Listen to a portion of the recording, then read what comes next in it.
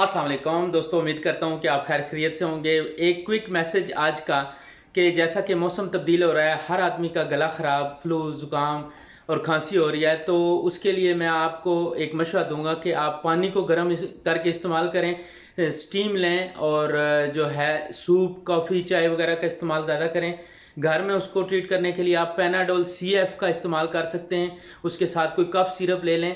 अगर आपको कुछ ऐसी अलामात हैं कि आपको शदीद सर में दर्द है, बुखार जो है वो बहुत ज़्यादा हो रहा है, आपको खांसी शदीद हो रही है, जिसके साथ आपको चेस्ट पेन भी हो रहा है, आपके मुंह का जायका तब्दील हो चुका है, तो इट्स मीन कि आपको कहीं ना कहीं ये अलामात हैं कोरोना की। और आप इसको इजी ना समझें, ये जो तीसरी लहर है वो बहुत सीरियस है। उसके लिए आप गर्म पानी की भाप लें। पानी में तकरीबन आप जो है 7-8 लौंग डाल के उसको उसकी अच्छी भाप लें, सुबह शाम आप भाप लें, इंशाल्लाह बेहतर होगा।